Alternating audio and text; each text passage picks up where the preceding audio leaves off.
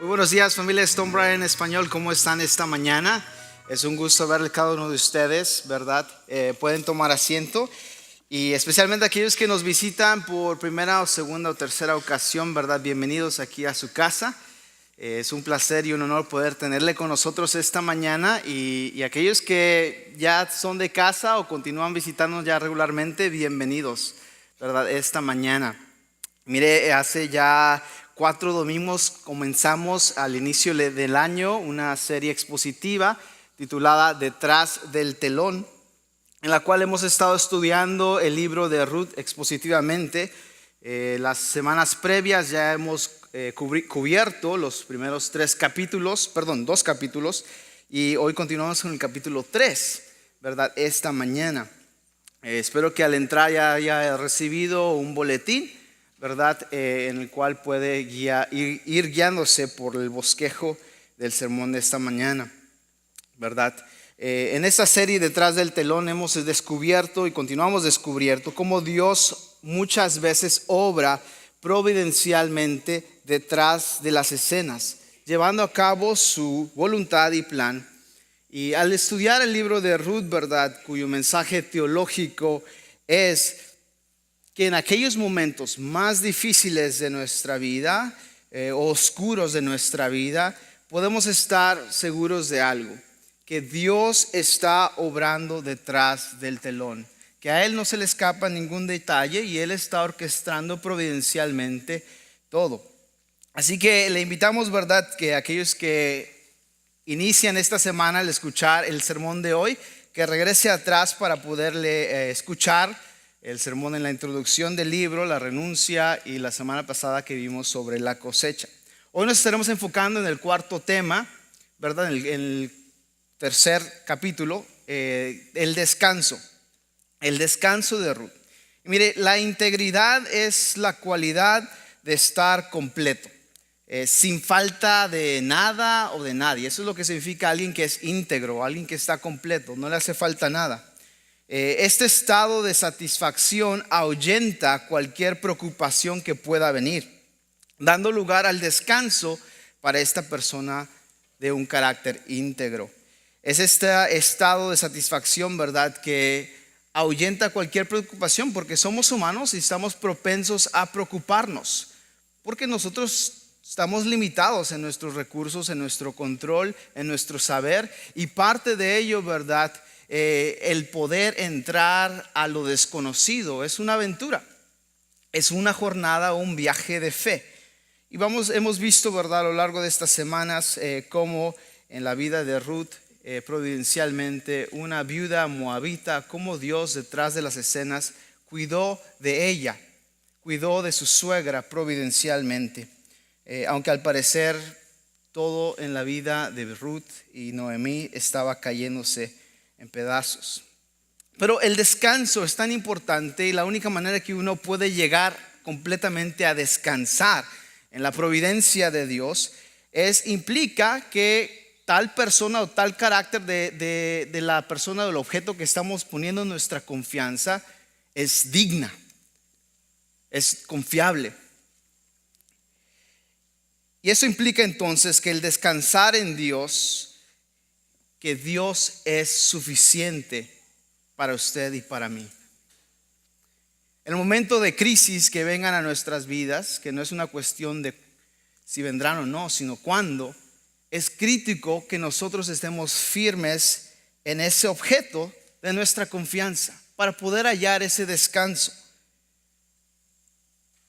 Y en medio de cualquier circunstancia que venga, la pregunta que estaremos explorando a través del capítulo 3 de Ruth esta mañana: ¿es Dios suficiente para usted, para mí? La gran idea del mensaje de esta mañana es simple, es la siguiente: el descansar en la soberanía de Dios no implica no hacer nada. Existen personas que se van al extremo y dicen: bueno, el confiar en Dios, pues yo no voy a hacer nada. Yo me voy a sentar, me voy a tomar mi tacita de café, o voy a hacer otra cosa menos que descansar en Dios, y eso es lo que implica, no hacer nada.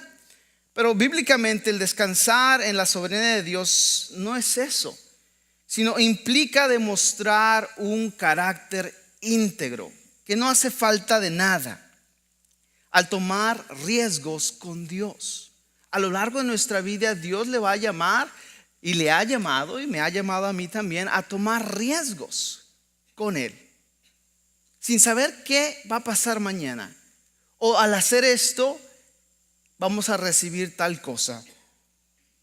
Esto parte implica este carácter íntegro, que no nos hace falta nada, que Dios es suficiente. Así que la iniciativa para nosotros, la propuesta que Dios nos hace es: tomemos riesgos con Dios al iniciar acciones de bondad divina. Tomemos riesgos con Dios al iniciar acciones de bondad divina. Si tienen una copia de las Escrituras, voy a pedir que abra conmigo ahí a Ruth capítulo 3, o si tiene su teléfono o tableta, que abra ahí conmigo. Ruth está en el Antiguo Testamento, ¿verdad? Y estaremos hoy en el capítulo 3 del libro de Ruth. Estaremos descubriendo la obra misericordiosa de Dios detrás del telón de la vida de Ruth en el texto del capítulo 3. Y miraremos 6 cosas esta mañana. Primero, el plan de Noemí. Segundo, la propuesta de Ruth. Tercero, el problema de Boaz. Cuarto, la precaución de Ruth. Quinto, la provisión de Yahvé o del Señor, de Dios. Y sexto, la persistencia de Boaz. Así que abran sus Biblias conmigo al capítulo 3 del libro de Ruth y comenzando ahí al versículo 1 al 18. Yo estaré utilizando la versión Biblia textual, la cual también estará en la pantalla, pero sígame en cualquier traducción disponible que esté en su dispositivo o en una copia física de las Escrituras, ¿verdad? Ahora, alguien me mencionó la semana pasada que un detalle que quizás trajo un poco de confusión. En la mayoría de las traducciones de la Biblia al español, el nombre de Boaz se traduce como voz. Y déjeme hacer solamente una nota aclaratoria al respecto. La O y la A en el hebreo son idénticas. Son tres puntitos, son un palito y parece como un guión con una rayita.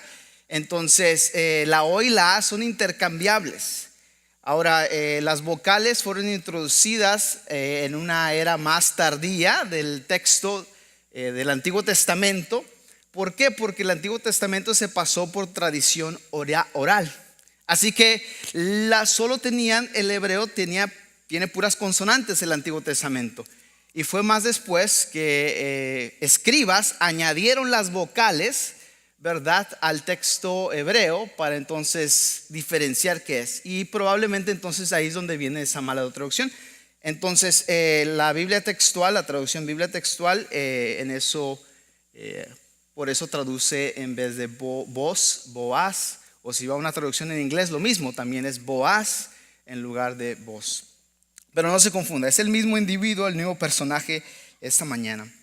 Al iniciar, ¿verdad?, al abrir sus Biblias, vamos a ver un término que ya visitamos la semana pasada, aunque no ahondamos a fondo, que es necesario poder dar una pequeña explicación e introducción a este término, porque nos va a ayudar a entender el capítulo 4 y el capítulo de hoy, de esta mañana, el capítulo 3. Ese término es Goel, o también traducido en inglés kinsman redeemer, o en español pariente redentor. Ahora, esta palabra Goel es, como vimos la semana pasada, es similar a la palabra Hesed, ¿verdad?, bondad divina. No hay un término idéntico o igual o equitativo a este mismo término en el hebreo, tanto en el español como en el inglés.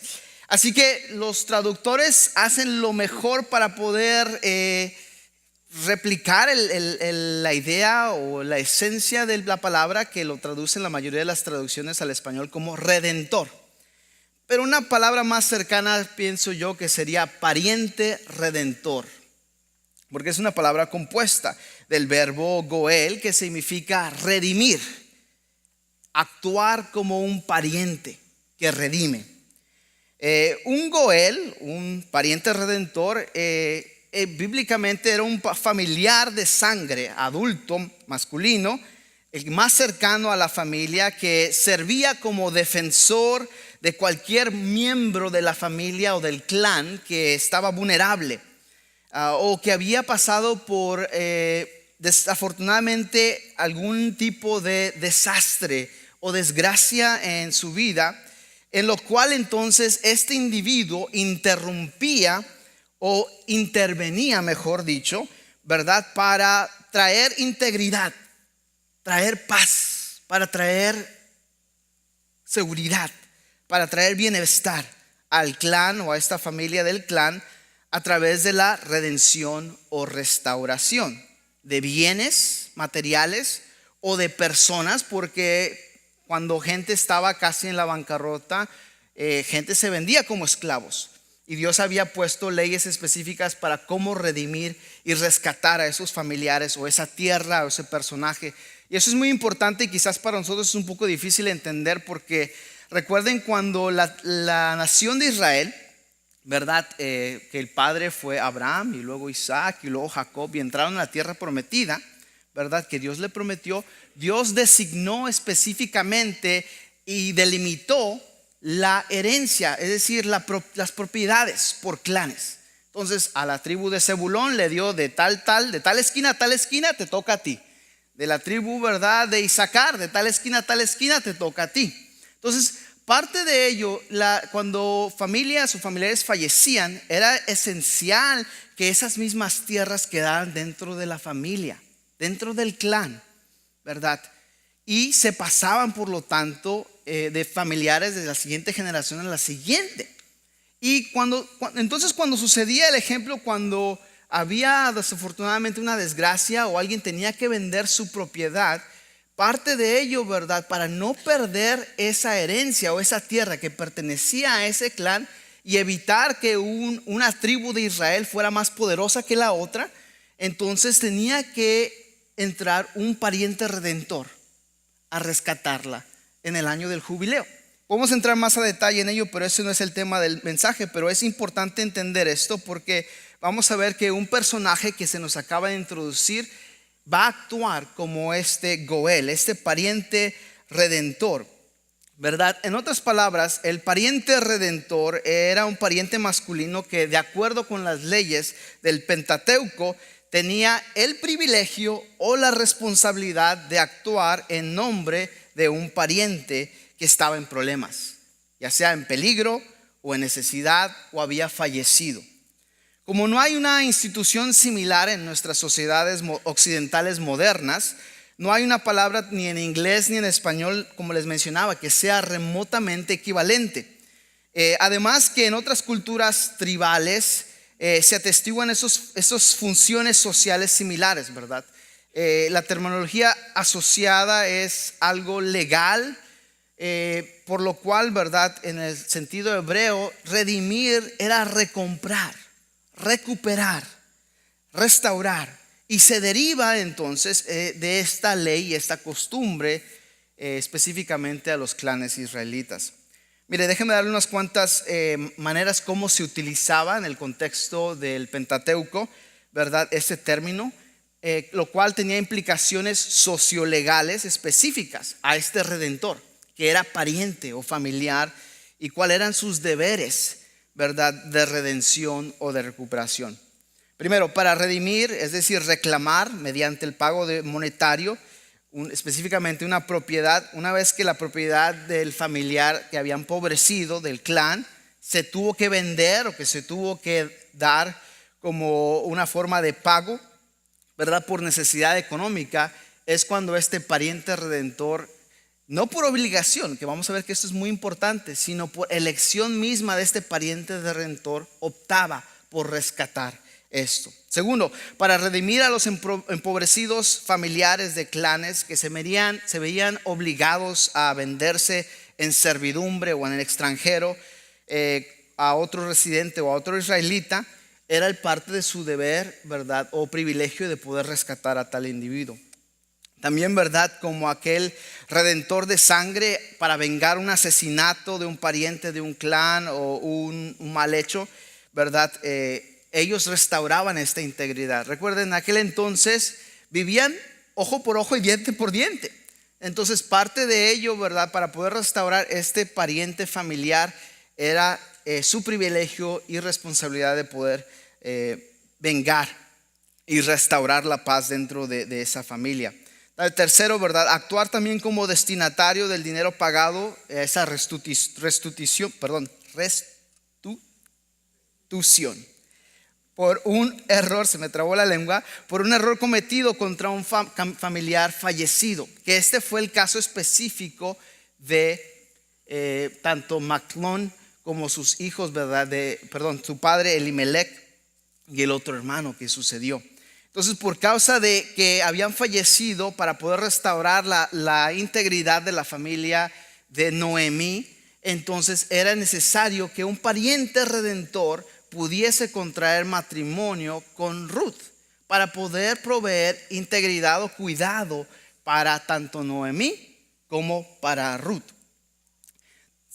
Cuarto, ¿verdad? Asistir a un familiar del clan en una demanda para que se hiciese justicia, en el caso que hubiera sido desamparado, de que alguien pudiera entrar y traer justicia o facilitar justicia por medio de él.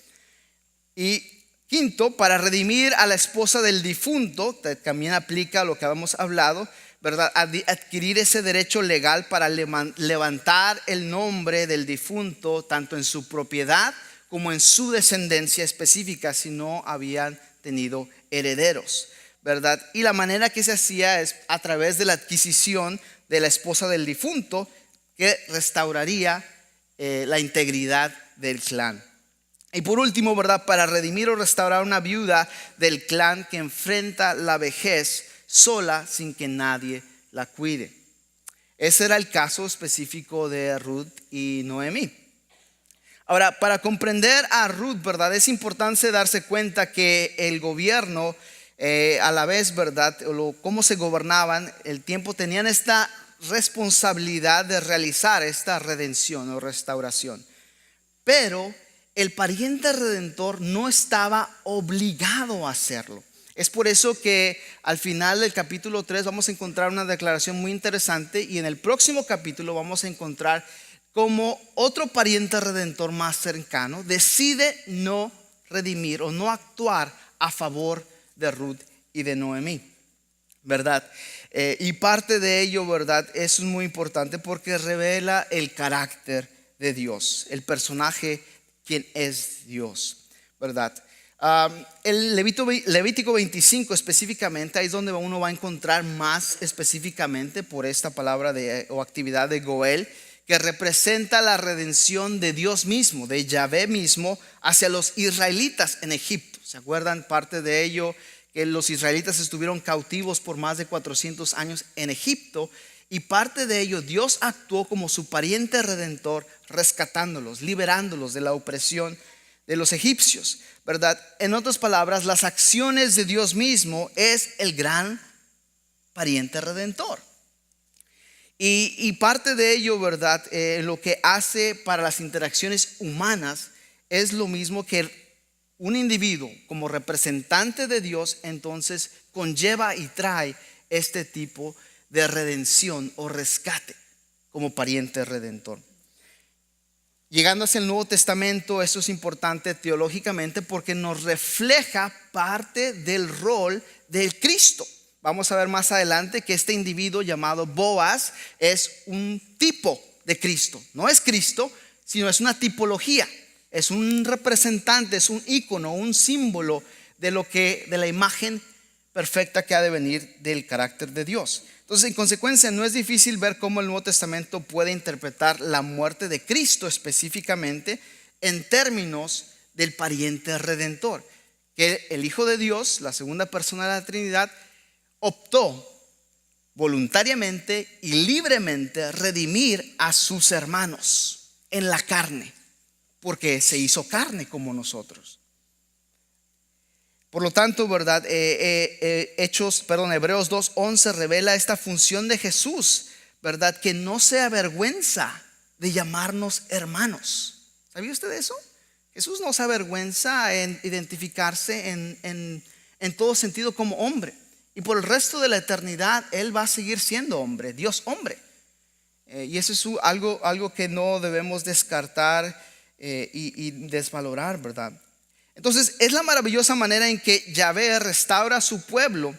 Y esta perspectiva de Noemí que hemos visto que cambió radicalmente, que apenas el capítulo previo de la semana pasada vimos que fue la primera vez que las palabras de su boca reflejaron un sentido de reconocimiento a Dios en cuestión de alabanza. Y la perspectiva de Noemí cambia radicalmente porque ella estaba deprimida, estaba autoabsorbida en sus problemas, en sus circunstancias, ¿verdad? Caóticas o sin esperanza. Pero vemos, ¿verdad?, que al cambiar esto y mostrar esta bondad divina de parte de su nuera Noemí, todo cambia en la vida de Noemí.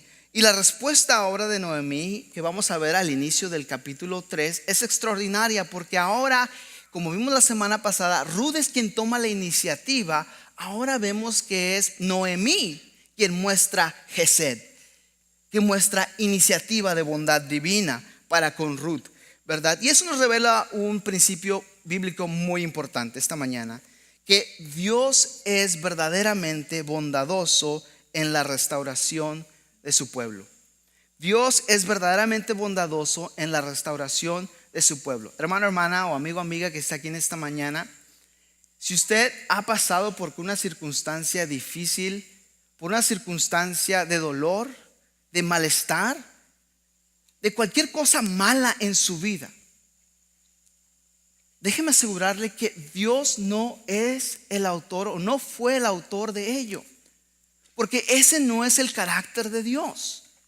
Dios no fue quien trajo esa desgracia para su vida, cualquiera que haya sido. En el caso de Noemí y Ruth fue que perdieron a sus esposos. Y la escritura es muy enfática en eso, que Dios en su carácter no puede ser hacedor de lo malo, de maldad.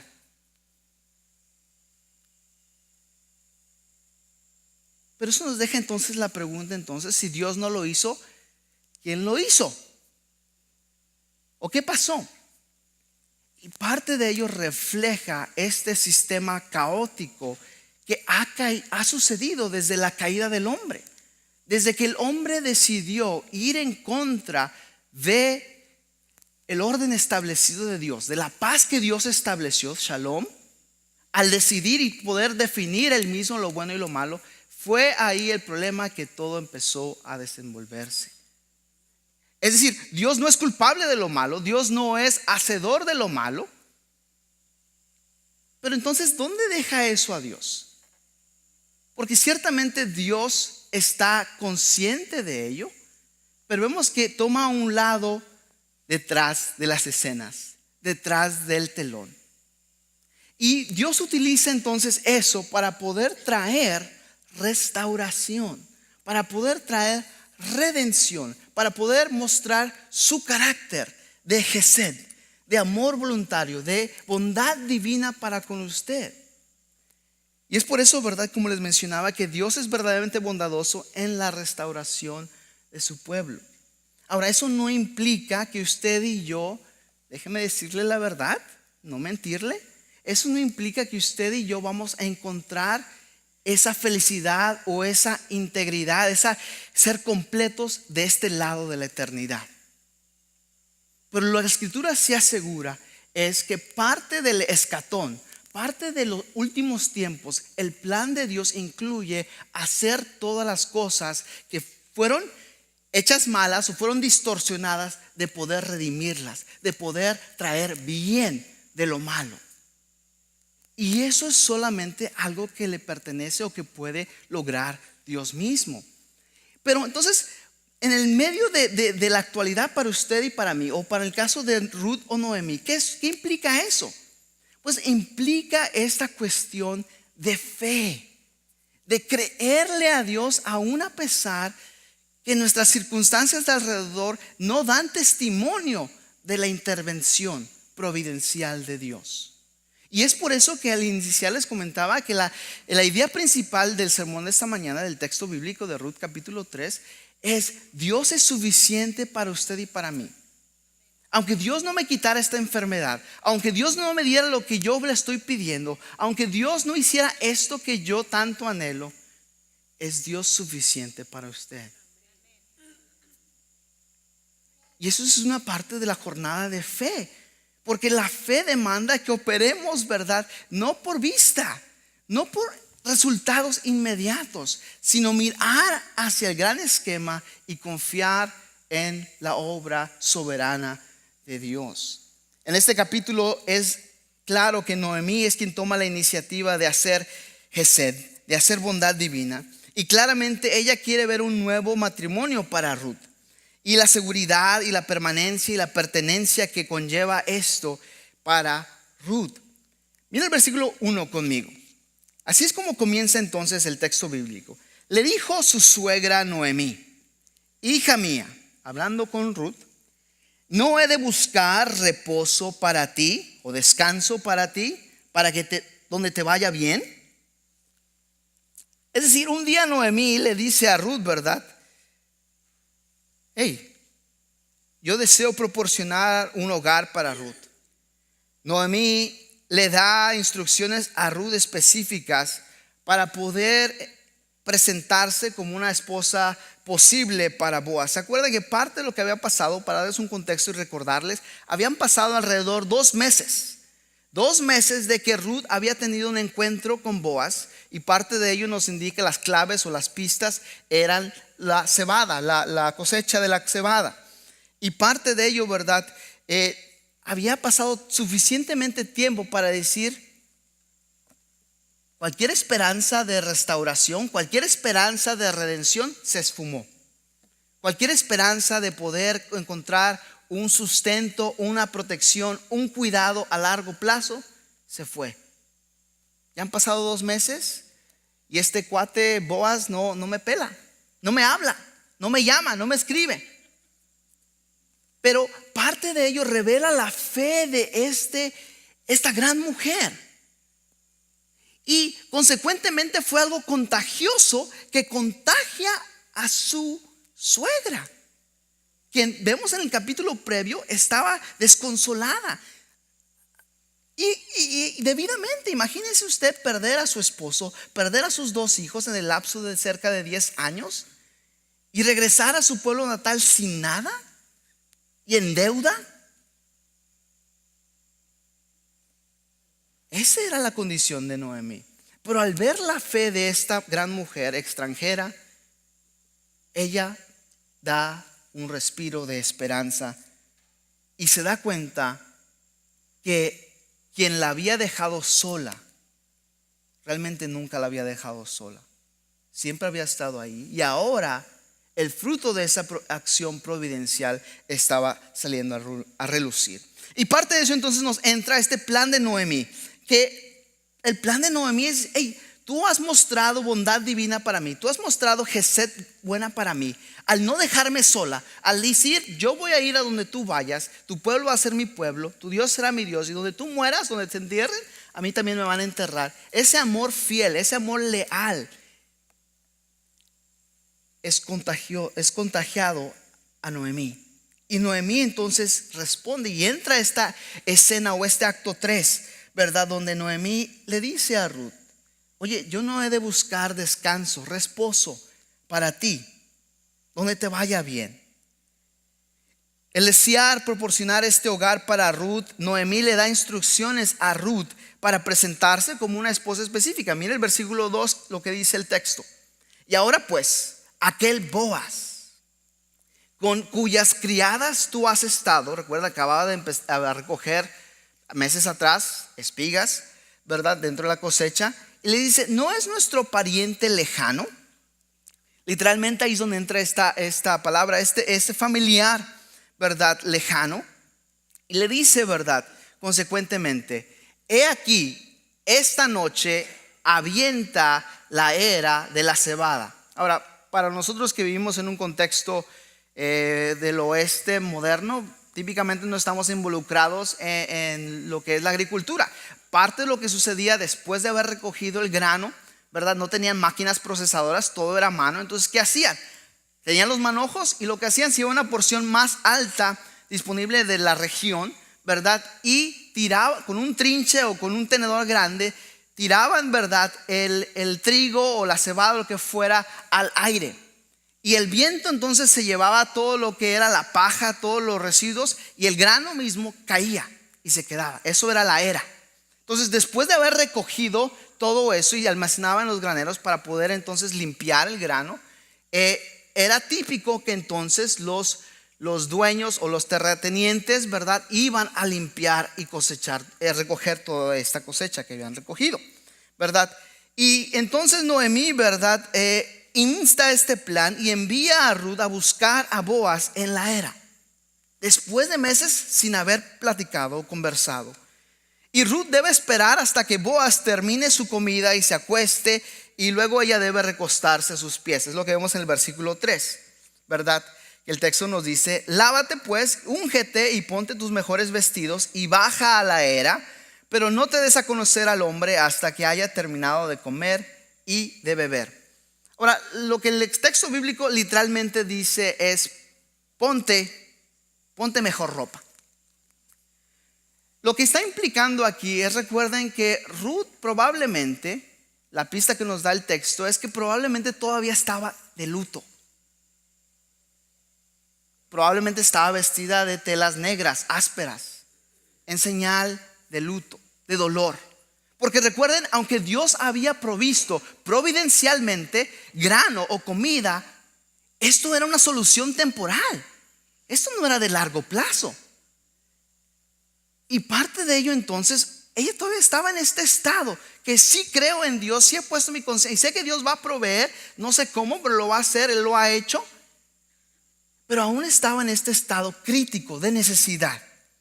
Y lo que sucede entonces, Noemí le dice a ella entonces: hey, ponte mejor ropa, límpiate, ¿verdad? Y baja a tal ubicación donde vas a encontrar a Boaz, ¿verdad? Este plan de Noemí, ¿verdad? Entonces vemos aquí que se presentan algunas preguntas negativas que en realidad constituyen afirmaciones sólidas. La primera establece, ¿verdad?, el problema, ¿verdad? Que les dice: hey, ¿cómo te va a ir bien? ¿Cómo vas a encontrar descanso si no tienes marido? Un día yo me voy a morir y tú vas a quedar en este país extranjero sola. El problema sigue ahí: viuda, extranjera, sin esperanza, sin protección para el mañana. Y parte de ello, ¿verdad? Entonces Noemí continúa, ¿verdad? Y se refiere a esta condición de seguridad y descanso que brinda a una mujer en la sociedad israelita a través del matrimonio.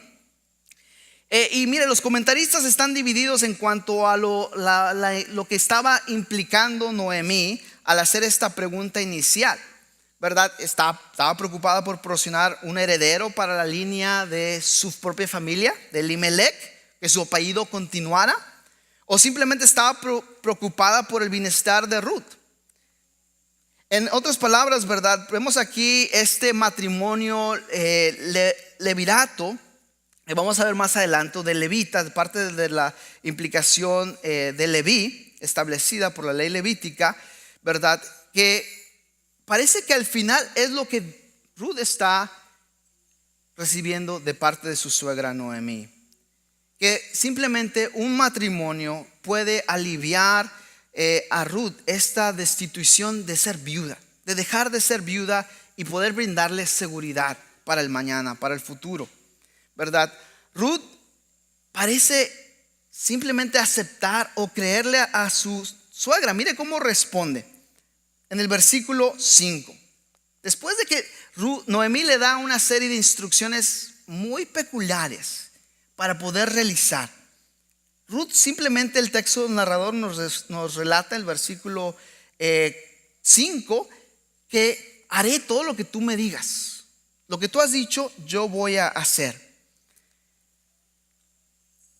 Parte de ello, ¿verdad?, refleja esta fe, este compromiso que tenía esta mujer, no solo con Noemí, pero con el Dios de Noemí. Y parte de ello, ¿verdad?, vemos este sentido, que ahora Noemí formula este plan de: báñate, ponte aceite perfumado, ponte un vestido, ¿verdad?, y sal ahí. Ponte tu mejor ropa. Es como lo traduce la Nueva Versión Internacional, ¿verdad? Y la explicación más probable de estas instrucciones quiere decir que Ruth debía determinar su término de luto y por lo tanto entonces regresar a las actividades, ¿verdad? Y deseos normales de una vida de esa edad. Y parte de ello incluirá el matrimonio. Este cambio en su apariencia es un significado simbólico que va a indicar a Boaz su disponibilidad como la seriedad de sus intenciones para contraer matrimonio. Ahora vemos que Noemí da más instrucciones, ¿verdad? Le dice que no vayas ahí hasta que haya comido, hasta que haya bebido. Probablemente lo que el texto indica es para que lo encuentres de buen humor, para incrementar la posibilidad, ¿verdad?, que te vaya bien. Y le dice específicamente, ¿verdad?, que el estado de ánimo sea el mejor de receptividad posible.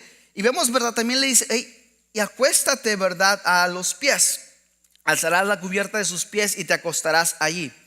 Cuando se acuesta, Ruth se debe notar que iba a descubrir sus pies, ¿verdad?, y acostarse de él. Y parte de ello va a decir, ¿qué es esto? ¿Cómo que te vas a acostar a sus pies? ¿Verdad? Y algunas personas o eruditos piensan eso, que hay una connotación de un matiz sexual, es decir, que Ruth se está ofreciendo a Boaz, pero eso no es lo que el texto indica. Aunque ciertamente el destapar los pies era una indicación, ¿verdad?, de yo quiero estar contigo, pero parte de ello refleja su necesidad de protección, de cuidado, ¿verdad? Y parte de ello, la acción de Ruth de descubrir sus piernas o pies de Boaz y acostarse en un medio no verbal, era una manera aparentemente de solicitar matrimonio. Es como hoy en día, si una muchacha le pide el teléfono a un joven, ¿verdad? Hay algo ahí, hay un interés, ¿verdad? Parte de ello es lo que estaba sucediendo en ese contexto, ¿verdad? Ahora vamos a ver más adelante que Noemí modela una manera de las acciones, cómo las acciones divinas y humanas trabajan juntas, que eso nos refleja este principio bíblico siguiente. Los creyentes no deben esperar pasivamente a que sucedan los acontecimientos. Más bien debemos tomar iniciativa cuando se presenta una oportunidad. Eso es una fe activa y no una fe pasiva. Claro, estamos pidiendo a Dios constantemente. No me malentiendan, no estamos diciendo que nosotros vamos a hacer nuestros propios planes y vamos a actuar sin consultar a Dios. No, es algo mutuo, es algo que sucede interactivamente. Yo le estoy pidiendo a Dios por esto, pero yo estoy siendo activo en esto. Yo estoy tomando iniciativa en ello. Que eso es lo que sucede en este caso específico entre Noemí y Ruth. Y Noemí, ¿verdad?, constituye a sí mismo por estos actos de Dios a través de ellos. No sabían cómo iba a responder Boaz. No sabía tampoco Noemí cómo iba a responder Ruth. Y no sabían cuál iba a ser el éxito de esta propuesta o de este plan, ¿verdad? Pero por la fe actuaron, tomaron iniciativa. Es por eso que Ruth, sin titubear, le dice el versículo 5 a su suegra: todo lo que tú has dicho, haré todo cuanto tú me has dicho o me dices. La respuesta de Ruth demuestra su disposición a participar en este esfuerzo arriesgado. Mire, piense en la primera ocasión que usted le preguntó a su esposa que quería salir con ella. No me va a dejar mentir, ¿verdad? Pero las rodillas ahí se nos movían ahí. ¿Me va a decir que sí? ¿Me va a decir que no? ¿Cuál va a ser su respuesta? Aún más aumentando cuando va a proponer uno matrimonio. Es un acto de fe. Y eso es lo que sucede. Ruth toma un riesgo porque no sabía cómo iba a responder Boaz. Se está ofreciendo. Esta mujer no vale la pena. Esta mujer, ¿quién es? Y vamos a ver, el narrador nos relata de tal manera que pone al lector ¿qué va a pasar? ¿Qué va a pasar? ¿Y cómo responde Boaz? Por ejemplo, mire, Boaz podría haberse burlado de esa petición de matrimonio con él. Un rico, poderoso terrateniente israelita, ¿cómo voy yo a casar con esta extranjera.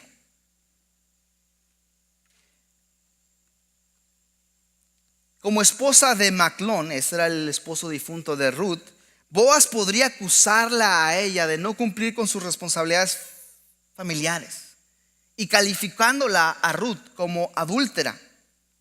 O incluso peor, Boaz podía haberse aprovechado de la oportunidad de la noche para su propio placer sexual, provocando una gran humillación para Ruth, como había sucedido en el capítulo anterior, si se acuerdan, un acto similar.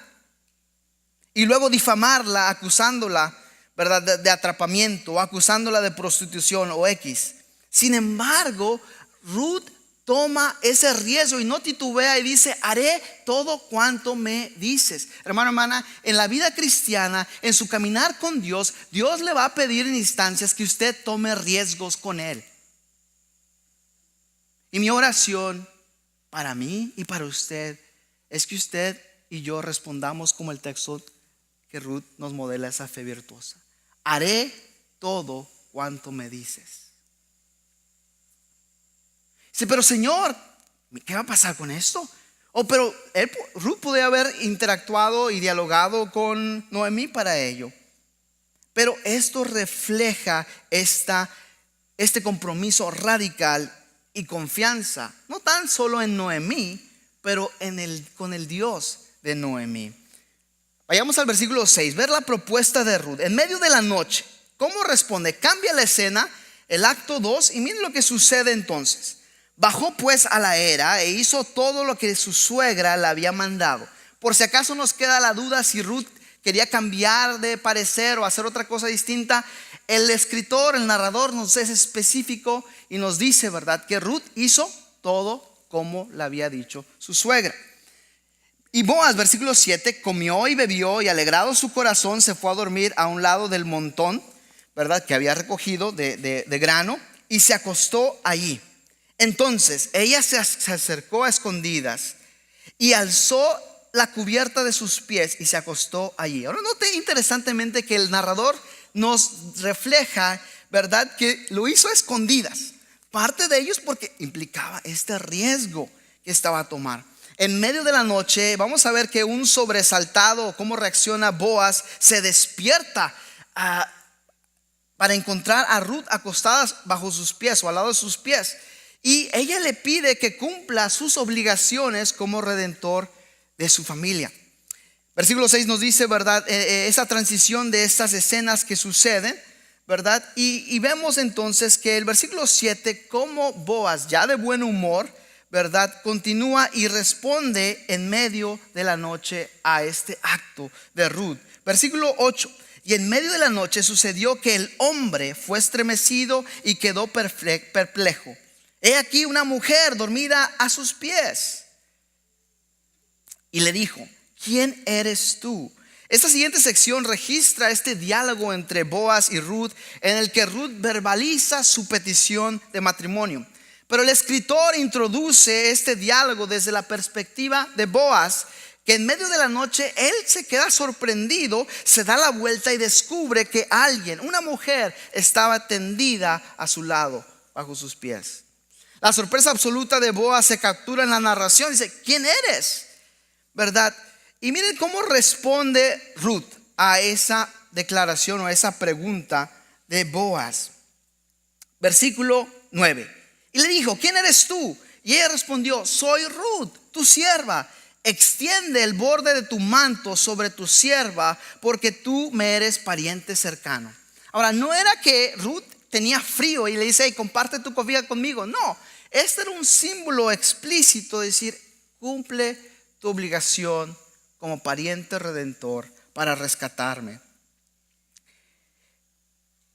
Las palabras de Ruth son cuidadosamente elegidas. Ella comienza identificándose a sí mismo como sierva, ¿verdad? Y parte de ello, ¿verdad?, la elección de este término implica, ¿verdad?, que ella estaba vulnerable, que ella estaba necesitado de un protector, ¿verdad?, que necesitaba de un rescatador, ¿verdad? Y parte de ello vemos, ¿verdad?, Noemí misma reveló a Ruth que Boaz era entre los parientes cercanos, lejanos, y parte de ello estaba relacionado y había la posibilidad entonces del éxito de esta invitación de matrimonio.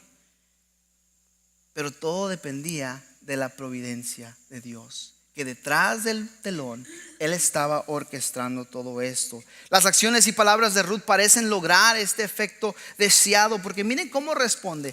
Como vemos las posibilidades que Boaz pudo haber respondido, pero no lo hace. Boaz responde de la siguiente manera: bendito seas, versículo 10, bendita seas de Yahvé, hija mía. Ahora es interesante este término, hija mía, porque en el libro la única otra versión que se refleja estas palabras, hija mía, es Noemí. Entonces eso nos indica una clave, que Boaz probablemente era de la misma edad de Noemí, su suegra. Y por eso Boaz responde lo siguiente, ¿verdad? Bendita seas de Yahvé, hija mía, has hecho que tu postrera bondad, escriba ahí a un lado Gesed, bondad divina, que tu postrera bondad sea mayor que la primera, no yendo tras los jóvenes, sean pobres o ricos. Parte de ello lo que se está refiriendo, ¿cuál fue la bondad primera? Que ella pudo haber elegido dejar a su suegra, decir: ahora que mi esposa se murió, tu hijo, yo no tengo obligación contigo, ahí nos vemos, yo me voy a casar, yo me voy a proveer para mí misma, me voy a proteger. Tú, ¿cómo te las arreglas? No lo sé, es tu problema.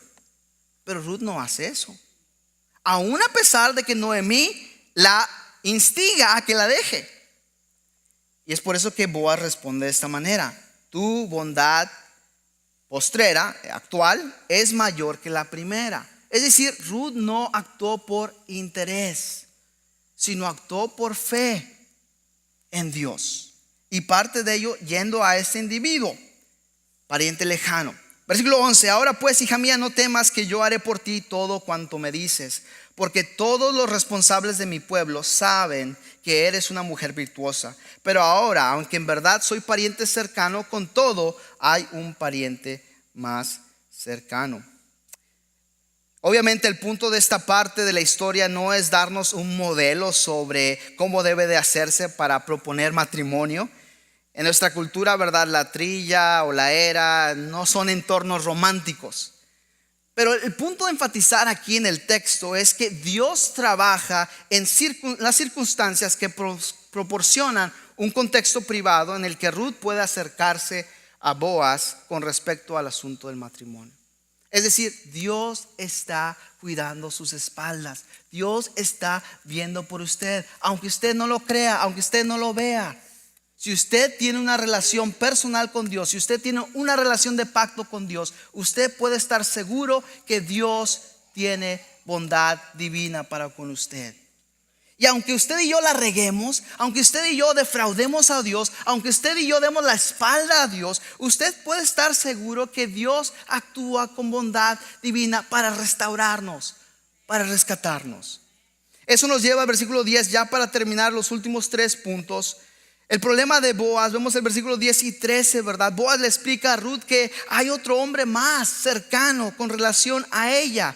Y si ese pariente dice: no se casa contigo, no te redime, yo lo haré. Y las primeras palabras de Boaz es una bendición, ¿verdad?, para con ella. Y Boaz continúa asegurándole a Ruth, ¿verdad? Y utiliza el término: y ahora, hija mía, no tengas miedo, ¿verdad? Y le dice consiguientemente, versículo 13: quédate esta noche, y cuando sea de día, si él quiere redimirte, bien, que te redima. Pero si él no quiere redimirte, vive Yahvé, yo te redimiré. Acuéstate hasta la mañana.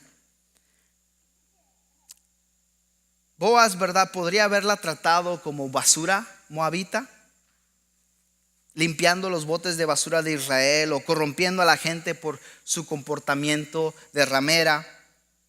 Pero él no responde así. Él muestra bondad divina, compasión, y ve la mano de Dios providencialmente para poder ser un Goel, un redentor, pariente redentor. Y Boaz concluye su respuesta a la invitación de matrimonio de Ruth con algunas instrucciones para ella. Le dice: quédate aquí por la noche, y la mañana, ¿verdad?, si el pariente más cercano quiere redimirte, déjalo que redimía. Pero si él no está dispuesto, yo te prometo, ¿verdad?, que vive el Señor, yo lo haré.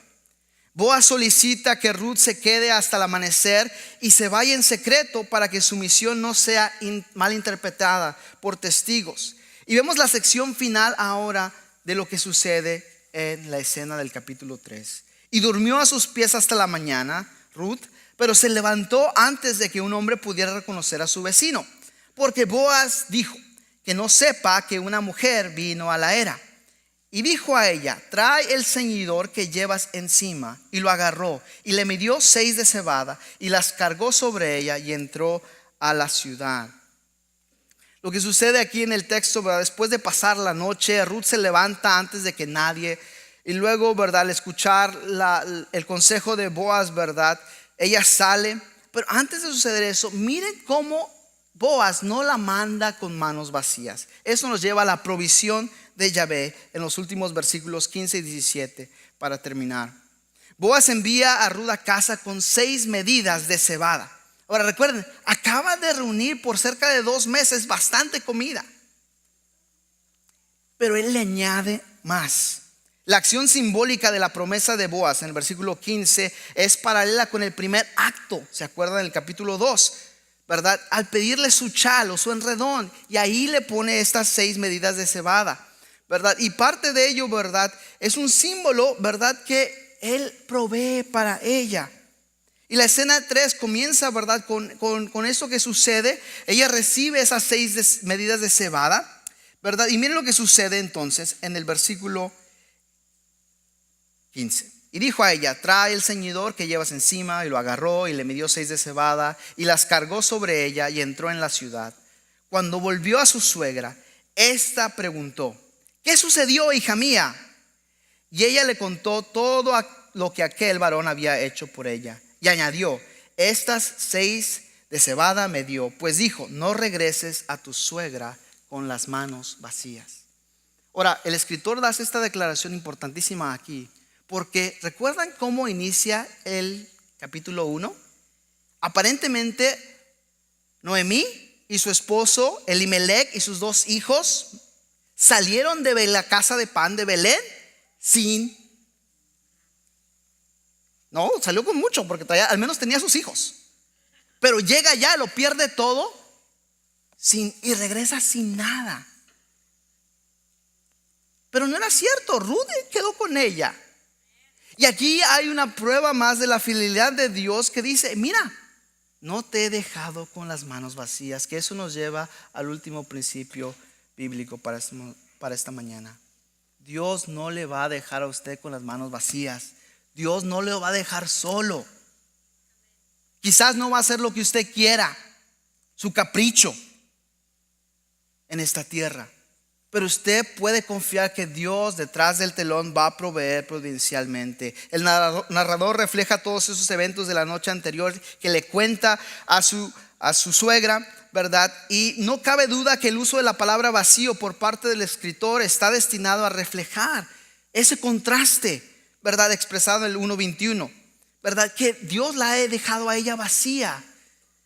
Pero vemos aquí que Dios, a través de la provisión de Boaz, provee una rica ironía, que fue Ruth quien escuchó la palabra usada por primera vez por Ruth en profunda desesperación, y ahora escucha esa misma palabra de esperanza de parte de Dios. Al terminar vemos la persistencia de Boaz en el versículo 18. Y esta dijo: descansa, hija mía, hasta que sepas cómo termina este asunto, porque el hombre no descansará hasta que concluya hoy mismo el asunto. Noemí le asegura a Ruth que Boaz no descansará hasta que haya cumplido con su solicitud. Y la respuesta de Noemí a Ruth revela que comprende completamente el significado de este regalo simbólico de Boaz. Ella aconseja a Ruth que se siente tranquilamente. Hermana, el mejor consejo que usted puede yo importar de este principio bíblico es poder sentarnos o descansar tranquilos, que Dios tiene cuidado de usted, que Dios tiene todo bajo control. No se desespere, no se quiera ayudarle a Dios, porque eso le va a llevar a más problemas. Este diálogo entre Ruth y Noemí comprende estas últimas palabras que cualquiera que las pronuncia en la historia vemos, ¿verdad? Literalmente lo que Dios había provisto en el capítulo previo. Que Dios había tomado a Ruth y a Noemí bajo sus alas de protección. Si usted está aquí en esta mañana y usted ha profesado a Jesús como el Hijo de Dios, su Salvador, usted puede salir de aquí seguro que usted está bajo la protección de Dios. Ahora, si usted no tiene una relación de pacto con Dios, si usted nunca ha profesado a Jesús como su Salvador, entonces sí, amigo, amiga, es de preocuparse, porque la Escritura dice que solo lo que puede esperar de Dios es la condenación, su ira en contra de usted.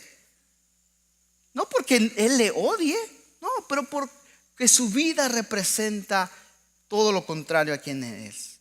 Para terminar, la medida de la fe de una persona no se encuentra en los milagros que puede recibir de la mano de Dios. Eso no es sinónimo de la bendición de Dios, ni de prosperidad personal o futuro prometedor, sino lo que representa es demostrar un carácter de integridad en Dios. Es decir, Dios es suficiente. Ya que Dios es suficiente para tal persona en toda circunstancia, es por eso que esa persona puede descansar. De poder reflejar a otro contemporáneo con Ruth, Job, Dios dio, Dios quitó, sea bendito el nombre de Dios. El libro de Ruth muestra que a tres personas que actúan en nombre de otros, incluso cuando no hay obligación de hacerlo. Vemos a Noemí actúa por Ruth, vemos a Ruth actuar por Noemí, vemos a Boaz actuar por Ruth. Y la ruta más fácil para ella era de Ruth de disfrutar sus últimos años que le quedaban de juventud, de rehacer su vida. Boaz podría haberse irritado, ofendido y no haber aceptado esta invitación de Ruth. Ruth tampoco estaba obligada a seguir el plan de Noemí, pero ella lo acepta y corre una serie de riesgos en este plan. Una vez más, vemos este riesgo que implica poder descansar en la providencia de Dios. La medida de fe de una persona no se encuentra en los milagros que pueda recibir de la mano de Dios, ni en su prosperidad personal o futuro prometedor, sino en demostrar un carácter de integridad, de estar completo en Dios, ya que Dios es suficiente para tal persona en toda circunstancia. El descansar en la soberanía de Dios, hermano, hermana, no implica no hacer nada, sino implica demostrar un carácter íntegro al tomar riesgos con Dios. Tome riesgos con Dios al iniciar acciones de bondad divina. Tome riesgos a amar a sus hijos sacrificialmente. Tome riesgos en amar a su esposa o su esposo sacrificialmente, sin esperar nada a cambio, por amor a Dios. Cuando vengan circunstancias de duda o desesperanza a su vida, lo que queda para usted y para mí, que nos enseña el libro de Ruth, es aferrarnos al Dios soberano, quien está obrando detrás del talón. Descanse en la soberanía de Dios al demostrar una fe vibrante que toma riesgos al tomar iniciativa en hacer acciones de bondad divina.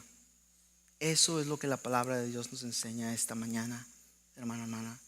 No deje que el miedo o el temor del mañana le robe esta bendición de poder experimentar la providencia de Dios en todo su apogeo.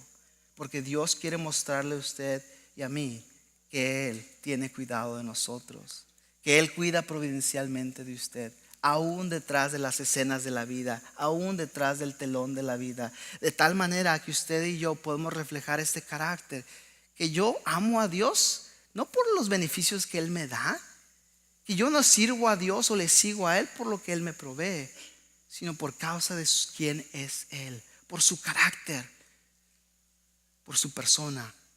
Y aún a pesar, aunque me esté muriendo de esto o lo otro, o tenga sin esperanza, de poder decir: Dios es suficiente, porque lo es.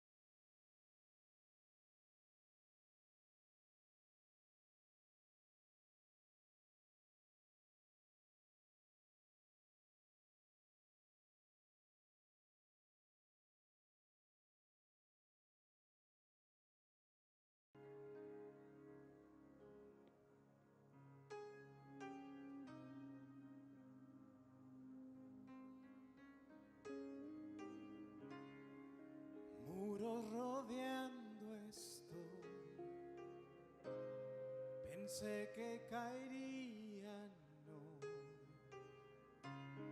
mas nunca me has fallado, Dios.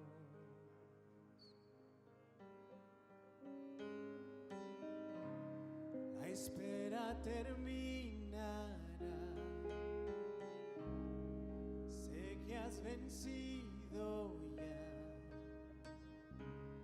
mas nunca me has fallado, Dios.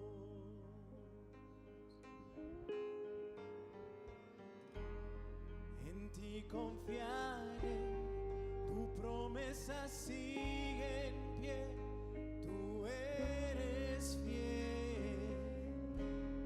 Confiado andaré, en tus manos estaré.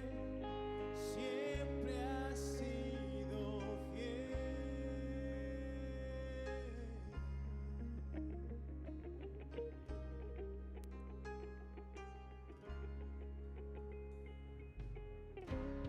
La noche acabará, tu palabra se cumplirá. Mi corazón te alabará.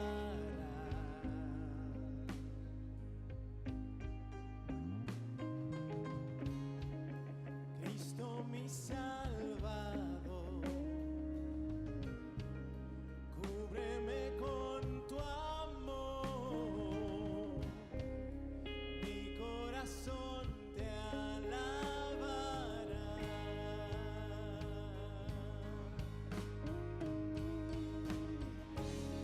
En ti confiaré, tu promesa sigue en pie, tú eres fiel. Confiado andaré, en tus manos estaré. Eres fiel. En ti confiaré, tu promesa sigue en pie, tú eres fiel. Confiado andaré, en tus manos estaré.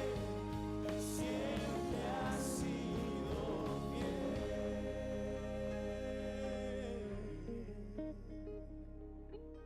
Tú, Señor, eres el mismo, ayer, hoy y siempre. No cambies, tu fidelidad es inmutable. Señor, si tú le prometiste al pueblo de Israel sacarlo de la esclavitud y lo hiciste abriendo un mar en dos, tú, Señor, eres tan poderoso para ser fiel para con nosotros. Yo sé que tú mueves montañas, yo creo en ti, sé que lo harás otra vez. Abriste el mar en el desierto, yo creo en ti, sé que lo harás otra vez. Yo sé que tú mueves montañas, yo creo en ti, sé que lo harás otra vez. Abriste el mar en el desierto, yo creo en ti, sé que lo harás otra vez. Yo sé que tú mueves montañas, yo creo en ti, sé que lo harás otra vez. Abriste el mar en el desierto, yo creo en ti, sé que lo harás otra vez. Sé que lo harás otra vez.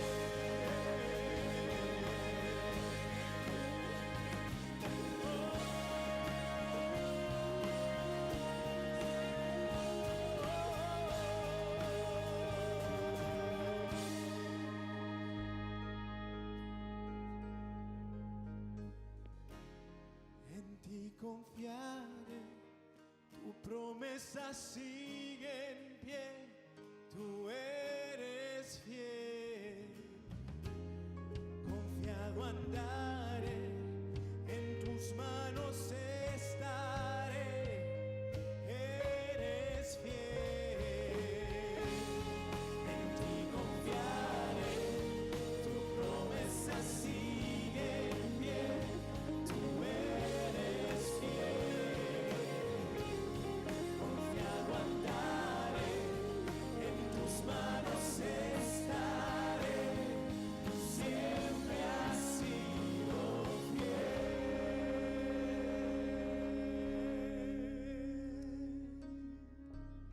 Señor Jesús, así eres tú, un Dios de fidelidad.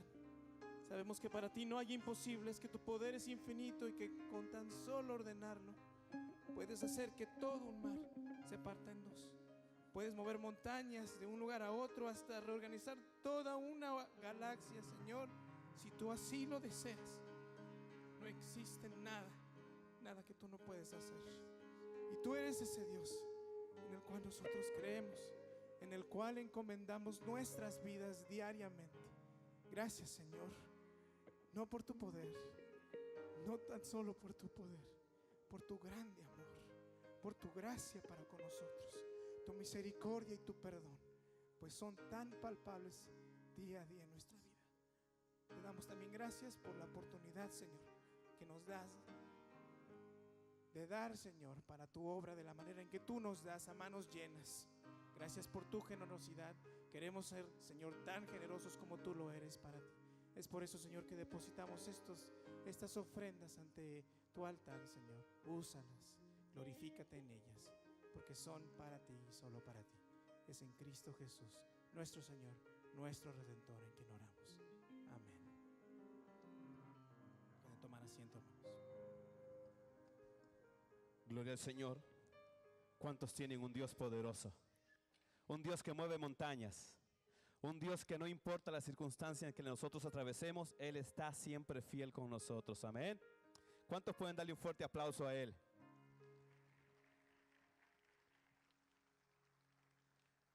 Estamos por llegar a la parte final ya de este servicio, pero antes tenemos unos anuncios que compartir con usted. El primero de ellos es que la capacitación bíblica da inicio este 3 de febrero. Y por el momento usted puede registrarse en la parte de atrás. Allá está la hermana Angélica en una mesa con la oportunidad para que usted se pueda registrar. Pronto también habrán registración en línea, pero hoy usted puede ir atrás, buscar a la hermana Angélica y registrarse para la capacitación bíblica. Estamos impartiendo las clases de el llamado de un discípulo, el hacer de un discípulo y el desarrollo de un discípulo. Y estamos esperamos que todos ustedes se involucren en estas clases. Así que para que usted pueda ser parte de ellas, usted tiene que ir atrás y registrarse con la hermana Angélica. Este febrero 10, domingo 10, después del servicio aquí en este salón, nos vamos a ir al atrio del santuario principal, porque vamos a tener celebración de bautismos. Domingo 10, después del servicio, va a ser allá en el atrio del salón principal. Y usted puede registrarse si está interesado en bautizarse. Usted puede registrarse también en la parte allá de atrás, porque vamos a tener una clase el 30 de enero a las 6:30, una clase para las personas que se van a bautizar. Por eso es importante que usted se registre. La hermana Angélica está esperándole en la parte de atrás. Un último anuncio: Real Option for Women existe para empoderar a mujeres, hombres y gente joven a tomar decisiones en la vida. Y usted puede ser parte y contribuir para ayudar a hacer posible este ministerio con mujeres embarazadas a tomar decisiones sabias de vida, llevándose uno de estos biberones, llenándolos con monedas, billetes o cheques, como usted así lo desee, y trayéndolo de regreso a más tardar el 10 de febrero. La hermana Raquel está en la parte de atrás, afuera, para que usted pueda tomar uno de estos y se lo lleve. Usted lo puede llenar y traerlo a más tardar el 10 de febrero para que usted sea parte de este ministerio y pueda contribuir. Antes de despedirnos, nos gustaría saber quiénes nos visitan por primera vez esta mañana. Levanten la mano los que nos visitan por primera vez. En este lado, ¿hay alguien que nos visita por primera vez? Vamos a ver, aquí en el centro, ¿hay alguien que nos visita por primera vez? ¿Por primera vez? En este lado, ¿hay alguien que nos visita por primera vez? Ok, parece que hoy no. Vamos a ponernos de pie y vamos a despedirnos en oración. Vamos a darle gracias a Dios por este tiempo maravilloso que nos ha permitido tener. Vamos a darle gracias a Dios por cada uno de ustedes que están aquí. Amén. Señor, te damos gracias en esta preciosa mañana por permitirnos el enorme privilegio de venir hasta este lugar y poder congregarnos juntos como un solo cuerpo en ti, Señor. poder participar de la alabanza, de la adoración, poder ser instruidos a través de tu palabra. Te damos gracias por el pastor Ignacio, que se deja usar por ti, Señor, para traernos palabra, edificarnos, para instruirnos, para enseñarnos y que podamos crecer en el conocimiento de ti, Señor. Y no solamente conocimiento, sino que podamos practicar lo que tú nos has enseñado a través de tu palabra. Te damos gracias por cada una de las personas que asistieron esta mañana, Señor, que están aquí presentes con toda su familia. Pedimos, Señor, que tú les bendigas y les guardes en su regreso a casa, para que durante la semana también, Señor, podamos poner en práctica lo que nos has enseñado, lo que hemos aprendido, y que el próximo domingo estemos aquí temprano para volvernos a congregar y adorar tu santo y poderoso nombre. Bendito eres, Señor, te decimos que te amamos con todo nuestro corazón, que tuya es la honra, que tuya es la gloria y que tú eres el único merecedor. En el nombre de Jesús, amén y amén. Regálenle un fuerte aplauso al Rey de Reyes.